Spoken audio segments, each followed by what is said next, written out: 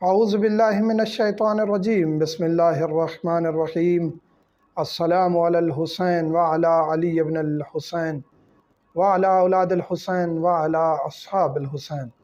مومنین کرام، محرم الحرام آتا ہے تو ذہن میں کافی سوالات اٹھتے ہیں۔ ان میں سے ایک زنجیر زنی، کمع زنی، خونی ماتم، اس کے بارے میں ایک ویڈیو ہم اپلوڈ کر چکے ہیں جس میں ہم نے مراجع عظام کی آراء بتائی تھیں اور ان کے استدلال کی کچھ روایات بتائی تھیں اور جواز کے اور عدم جواز کے فتوے بتائے تھے، جس پر پڑھے لکھے طبقے نے مجھے بہت برا بھلا کہا، اور میں حیران ہوتا ہوں کچھ مولوی صاحبان پر بھی جو میری طرح بہت کم پڑھے لکھے ہیں، اور پھر وہ اپنی عقل اور دل سے فیصلہ کر کے اگلے پر الفاظ کی اتنی برسات کر دیتے ہیں کہ پھر ان کو بھی پتہ نہیں ہوتا کہ ہم کیا کر رہے ہیں۔ تو یہی ایک ذہن میں آیا کہ پھر اب مزید ایک ویڈیو اپلوڈ کر کے ان سب کو وہ استدلالی چیزیں دے دیں کہ پھر آپ اپنے ذہن سے فیصلہ کر لیں، اپنے دل سے فیصلہ کر لیں کہ ہم غلط تھے، یا کم از کم احساس ہو ان کو کہ ہم غلط تھے۔ نہ ہو تو ان کی اپنی مرضی ہے، لیکن انشاءاللہ حجت تمام کر رہے ہیں ہم۔ زنجیر زنی، کمع زنی، خونی ماتم اور شرٹ اتار کے، قمیص اتار کے اس ماتم پر مراجع عظام کی کیا رائے ہے، اور اہل بیت علیہم السلام نے یہ عمل کیا تھا یا نہیں کیا تھا۔ کچھ اعتراضات ہیں، کچھ سوالات ہیں۔ ہم نے کہا تھا کہ جی اہل بیت علیہم السلام کی طرف سے خونی ماتم کا کوئی اس طرح نہیں ہے اتھینٹک کہ کوئی خود اہل بیت نے خون نکالا ہو یا کسی کو حکم دیا ہو، لیکن شریعت کا یہ حکم ہے کہ جب تک آپ کو کسی چیز کے حرام ہونے کا علم، یقین یا پتہ نہ ہو، اس وقت تک وہ آپ کے لیے حلال ہے۔ یہ قاعدہ کلیہ ہے، اس قاعدے کلیہ کے تحت زنجیر زنی حلال ہے، جائز ہے، اس میں کوئی حرج نہیں ہے۔ اس پر پھر سوال کیا گیا جی یہ کب سے ہے، تو اس کے بارے میں ایک تاریخ بھی بتا دیں کہ امام علیہ السلام نے، امام حسین علیہ السلام نے خط لکھے تھے یمن کی طرف، بصرہ کی طرف اور بحرین کی طرف۔ وہاں کے جو شیعہ تھے ان کو بلایا تھا کہ آئیے ہم کربلا کی طرف نکل رہے ہیں اور میری نصرت کیجیے۔ تو قافلہ بحرین بصرہ سے گزرا، بصرے کے مومنین بھی ساتھ ہوئے، اور کربلا جب پہنچے تو 9 دن گزر چکے تھے، یعنی 19 محرم الحرام کو یہ قافلے پہنچے، فوجی پہنچے مولا کا ساتھ دینے کے لیے۔ آ کے پتہ چلا مولا شہید ہو چکے ہیں۔ بنو اسد کے لوگوں کے ساتھ مل کر پھر قبر پہ ان لوگوں نے اپنی تلواریں نکال کے اپنے سروں پر ماتم کیا تھا اور خون نکالا تھا۔ اس چیز کو ذکر کیا ہے ناسخ التواریخ میں محب الدین طبری نے صفحہ نمبر 272 پر۔ اس کے بعد کسی معصوم علیہ السلام نے اس چیز سے منع نہیں کیا کہ آپ کا یہ فعل غلط ہے۔ تو جب یہ معصوم کسی چیز کو غلط نہ کہیں، ان کے دور میں وہ چیز ہو جائے، تو اس کا مطلب ہے کہ وہ اس چیز پر راضی ہیں یا یہ کام حلال ہے۔ اس چیز کو اگر آپ نہیں مانتے کوئی حرج نہیں۔ اس کے بعد پھر رسول کریم صلی اللہ علیہ وآلہ وسلم جب زخمی ہوتے ہیں تو ایک روایت ہے اویس کرنی اور اہل سنت کے نزدیک ایک اور صحابی کا نام لیا جاتا ہے، انہوں نے اپنے دانت توڑ لیے تھے۔ تو لوگ کہتے ہیں جی اس کی بھی سند درست نہیں ہے یا یہ واقعہ مستند نہیں ہے۔ ٹھیک ہے جی، اس کو بھی اگر آپ نہ مانیں۔ اس کے بعد روایت ہے بی بی زینب سلام اللہ علیہ نے اپنے پیشانی ماری تھی جب مولا کے قتل کے صدمے میں، تو ان کا خون نکل آیا تھا۔ اس چیز کو بھی لوگ نہیں مانتے۔ یہ روایت بھی بحار الانوار اور دیگر کتب میں موجود ہے، اس کا حوالہ بھی ہم دے چکے ہیں۔ اس کے بعد امام علیہ السلام کے دور میں، امام جعفر صادق علیہ السلام کے دور میں، ایک مومن نے مصائب مولا حسین میں اٹھ کر اپنے سر کو دیوار میں مارا اور خون نکل آیا، تو مولا نے اسے غلط یا برا بھلا نہیں کہا۔ یہ روایت بھی موجود ہے۔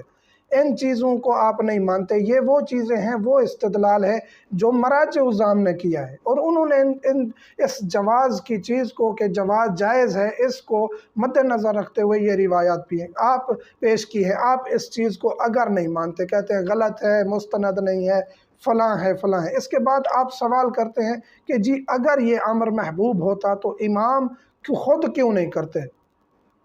تو یہاں آپ سے گزارش ہے کہ امام علیہ السلام نے تو جلوس بھی نہیں نکالے تھے، ماتمی دستے بھی نہیں نکالے تھے، پھر ہم سب نکالنا چھوڑ دیں، پھر حسین حسین کرنا چھوڑ دیں، جس سے حسینیت کا پرچار ہوا، جس سے شیعت پھیلی۔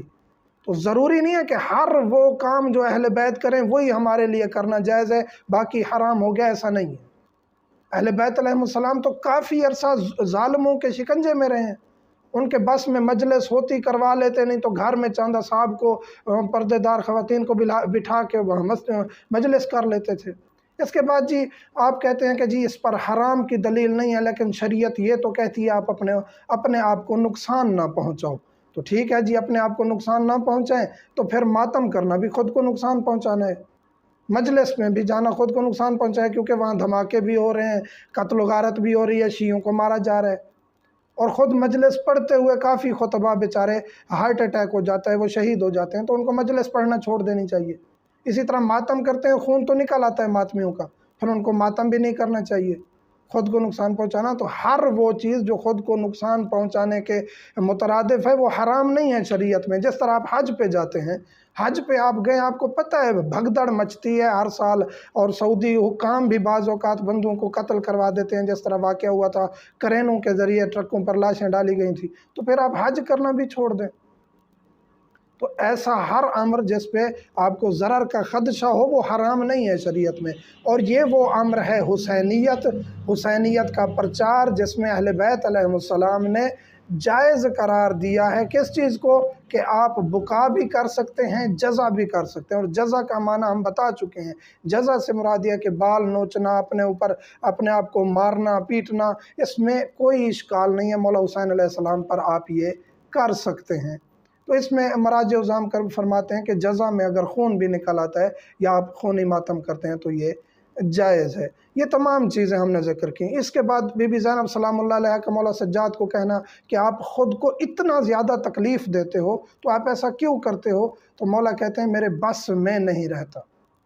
تو یہاں بھی حسینیت میں جس طرح جناب عابس شاکری مولا کے صحابی ہیں مولا حسین کے، انہوں نے اپنی درع اتار کے پھینک دی تھی، تو ایک شخص نے کہا، ایک صحابی نے، حل جننت یا عابس، کیا عابس آپ مجنون ہو گئے ہیں، دیوانے ہو گئے ہیں؟ تو وہ فرماتے ہیں کہ حب الحسین جننی، کہ محبت حسین نے مجھے دیوانہ کر دیا ہے۔ تو وہ بھی تو انہوں نے درع اتار کے جو پھینکی تھی تو وہ خودکشی کے مترادف ہے کہ جی ابھی وہ قتل کر دیے جائیں گے۔ خودکشی اسلام میں جائز نہیں ہے، لیکن خون بہانے کے بارے میں شریعت نے یہ چیزیں بتائی ہیں جس کو مد نظر رکھتے ہوئے مراجع عظام نے ان کو جائز قرار دیا ہے۔ پھر ہم نے فتوے بتائے تھے کہ یہ فتویٰ اس طرح ہے، یہ فتویٰ اس طرح ہے۔ پھر ہم نے کہا کہ آیت اللہ سستانی خاموش ہیں اس مسئلے میں، جب ایک مرجع اس مسئلے میں خاموش ہو جائے تو آپ اصالت کی طرف جا سکتے ہیں۔ قاعدہ کلیہ ہے، اصولی کلیہ ہے کہ جب آپ کو کسی چیز کے حرام کا پتہ نہ ہو تو وہ آپ کے لیے حلال ہے، اور جب ایک مرجع خاموش ہیں تو آپ اس حالت کی طرف جا سکتے ہیں اور آپ کے لیے جائز ہے تدبیر کرنا۔ لیکن اگر آپ اس طرف بھی نہیں جاتے، آپ کسی دوسرے مرجع کی طرف رجوع کرتے ہیں، تو پھر یہ یہاں مجھے زبردستی کہا گیا اور سخت الفاظ سے کہ جی نہیں، پھر ولی فقیہ کا امر آپ کے لیے ضروری ہے ماننا۔ تو گزارش ہے ولی فقیہ جناب قبلہ آیت اللہ آغا رہبر دامہ ذلہ، احترام ہے ان کے لیے، ان کا احترام ہے، ان کے قدموں کی خاک ہمارے آنکھوں کا سرما، لیکن آپ جو متشدد حضرات ہیں آپ مرجع کو گالیاں دلواتے ہیں، ان کو پتہ ہی نہیں ہے آپ لوگ کیا کر رہے ہیں۔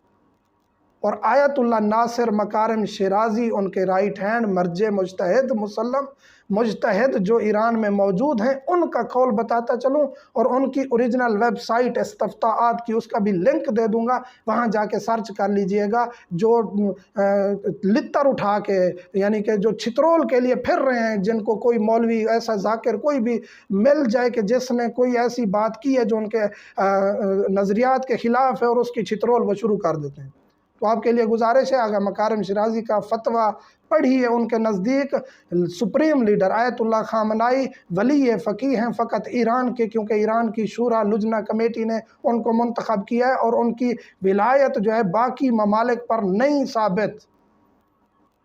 آپ کو لنک بھیج دوں گا، خود تحقیق کریں۔ یہی چیز ہم نے کہی تو انہوں نے کہا جی ولی فقیہ ولایت فقیہ کا کنسیپٹ اسے پتہ ہی نہیں ہے۔ ٹھیک ہے، مجھے پتہ نہیں ہے، لیکن آپ کو پتہ ہونا چاہیے کیا ہے۔ اس کے بعد پھر میں تھوڑی سی اور چیزیں ذکر کرتا چلوں کہ کن مراجع عظام نے اس چیز کو جائز قرار دیا۔ اس سے پہلے زنجیر سے پہلے کما سے پہلے یہ بتاتا چلوں کہ مراجع عظام نے شرط لگائی ہے کہ آپ خودکشی کی طرف نہ جائیں۔ خودکشی نہیں کرنی چاہیے۔ پھر کہا جی، پھر کسی نے، ایک مولوی صاحب نے مجھے کمنٹ کیا کہ آپ پھر ننگے ہو کر پھر آپ بھی جو ہے زنجیر لگایا کرو، تو خدا را تھوڑا سا فکر کر لیا کریں بات کرتے ہوئے، شرعی بات کیا کریں۔ ایک تو پہلی بات یہ کہ ایک بابا جی نے کہا کہ جی ننگے ہوتے ہیں، اور ننگے ہونا جو جائز نہیں اور حضرت عبد المطلب نے حرام قرار دیا تھا، تو میں آپ کو استفتاءات بتا دوں، آیت اللہ سستانی باقی دیگر تمام مراجع اعظم جن کے نزدیک مرد بغیر شرٹ کرتے کے فقط شلوار یا ایک کھلا انڈر ویئر اس نے پہنا ہوا ہے، اس کی نماز بھی ٹھیک ہے، اور جب وہ نماز پڑھ رہے اسے خاتون مسجد میں ہو، گھر میں ہو، پھر اسے نہیں دیکھ سکتی، نماز کی حالت میں بھی خاتون پر پردہ ہے، خاتون پر پردہ واجب ہے، ہم بارہا کہہ چکے ہیں۔ اور مراجع اعظام کا فتویٰ اٹھا لیجیے، آیت اللہ سستانی کی توضیح المسائل میں 774 نمبر فتویٰ ہے، اس میں آپ جا کے دیکھ سکتے ہیں۔ اسی طرح دیگر اکثریت مراجع اعظام تقریباً آیت اللہ خامنائی اور آغا مکارم کہتے ہیں کہ جی جہاں خواتین ہوں وہاں آپ اس چیز کو انجام نہ دیں یا اجتناب کریں، لیکن باقی تمام مراجع اعظام کے نزدیک آپ شرٹ اتار کے آپ ماتم بھی کر سکتے ہیں، ویسے بھی گھوم پھر سکتے ہیں، آپ کے لیے حرام نہیں ہے، لیکن ایک ادبی تقاضا ہے کہ ویسے آپ نہ گھومے پھریں۔ اور جب مومنین شرٹ اتار کے ماتم کر رہے ہوتے ہیں تو وہاں خواتین کیوں ٹھہری ہوتی ہیں؟ یہ خواتین کی غلطی ہے، ماتمی دستہ ہے، جلوس عزاداری کریں۔ دوسرا پھر یہاں کہا جاتا ہے جی بیبیاں تشریف لاتی ہیں مجلس میں اور ماتم داری میں، اور یہ لوگ ماتم کر رہے ہوتے ہیں، بیبیوں کو پتہ ہے کہ کہاں ٹھہرنا ہے اور کہاں نہیں ٹھہرنا، اگر بیبیاں تشریف بھی لاتی ہیں، مومنات سے گزارش ہے کہ وہاں نہ ٹھہرا کریں۔ اور دوسرا بیبیوں کے بارے میں یا بی بی سلام اللہ علیہ کے بارے میں کہ وہ مجلس میں تشریف لاتی ہیں اور ان کا ایک پردہ اور ان کا ہر چیز کا اہتمام ہوتا ہے، وہ ایسے نہیں ہے کہ نعوذ باللہ من ذالک مردوں کے مجمع میں آ کے کہیں ٹھہر گئیں۔ بی بی سلام اللہ علیہ اور اہل بیت علیہ السلام ہمیں ہر وقت دیکھ رہے ہیں، ان کو وہ شریعت کے بانی، ان کو پتہ ہے شریعت کیا ہے۔ آپ ایک فتویٰ مسلط کریں جی ننگے ہو کے، خدا کا خوف کریں۔ ننگا ہونا اور بات ہے، شرٹ اتارنا اور بات ہے۔ ننگے ہو کے، ننگے کو معنی ہے عریانی، آپ عربی بہتر سمجھتے ہیں، جب آپ ننگا کہہ رہے ہیں، آپ بزرگ ہیں، آپ کہہ رہے ہیں ننگا ہونا، تو آپ کا ننگے سے مراد عربی میں کیا ہے؟ آپ تو پھر فقہ کی بھی جو ہے وہ سپیڈ لگا دیتے ہیں کہ جی فقیہ بن رہے ہیں، 50 سال 30 سال فقہ پڑھ رہے ہیں اور نظریات کو باطل کر رہے ہیں، فلاں کر رہے ہیں، فلاں کر رہے ہیں، آپ خود اپنا فتویٰ لاگو کر رہے ہیں۔ دست بستہ گزارش ہے، دست بستہ گزارش ہے، مراجع اعظام کے فتوے کو نقل کریں، آپ کی یہی ذمہ داری، ہم بھی یہی ذمہ داری ادا کریں۔ چھوٹا سا طالب علم، چھوٹا سا، لیکن کوئی بات آپ کو غلط لگتی ہے، علماء سے بھی، طالب علموں سے بھی، عوام سے بھی گزارش ہے، اس کی دلیل مانگے۔ کسی کو گالی دینا، کسی کو سب و شتم کرنا، اس کا پھر آپ نے حساب خود دینا ہے۔ ننگے ہونا اور بات ہے، عریان اور ننگا ایک ہی لفظ ہے، عربی میں عریانی کہتے ہیں، اردو میں ننگا کہتے ہیں۔ ننگے سے مراد ہے پورا جسم ننگا ہو جائے، اور نیم عریانی یہ ہے کہ آپ نے مثلاً کہ یہ خواتین کے لیے لفظ استعمال ہوتا ہے، مرد کے لیے نیم عریانی کا لفظ استعمال نہیں کیا گیا، کیونکہ اس کا پردہ ہی اس کی شرمگاہ ہے۔ اور مرد کے لیے مجھے کہا گیا جی تم مارو دکھاؤ فلاں، میں الحمدللہ ہر سال زنجیر زنی کرتا ہوں، وہاں کرتا ہوں جہاں مجھے ماحول سازگار نظر آتا ہے، نہ ویڈیو بناتا ہوں، نہ اس کی میں تشہیر کرتا ہوں، اور نہ مجھے شوق ہے۔ یہ بھی اس لیے بتایا کہ ان لوگوں کا اعتراض ختم ہو جائے، باقی کرتے ہیں تو ان کی مرضی۔ اور خواتین کی ذمہ داری ہے ماتمی دستوں جلوسوں میں جہاں شرٹیں اتاری ہوئی ہیں، زنجیر زنی ہو رہی ہے، انہیں نہیں دیکھنا چاہیے۔ ویسے بھی عمومی ٹی وی پر بھی کسی مرد نے شرٹ اتاری ہوئی ہے، ریسلنگ کی ویڈیو ہے، کچھ بھی ہے، خواتین کے لیے جائز نہیں ہے دیکھنا۔ یہ خاتون کا پردہ ہے، خاتون کے لیے ایک پردہ اسلام نے مقرر کر دیا۔ ننگا ہونا اور بات ہے، اپنی اصلاح فرما لیں، اور شرٹ اتارنا اور بات ہے، مرد کے لیے جائز۔ اور مراجع اعظام آیت اللہ سستانی سمیت، آیت اللہ خوئی، آیت اللہ خامنائی، دیگر آیت اللہ وحید خراسانی، آیت اللہ جواد تبریزی، آیت اللہ بہجت، جن مرجع کا آپ فتویٰ اٹھا لیں، ان کے نزدیک شرٹ اتارنے میں کوئی کباہت نہیں۔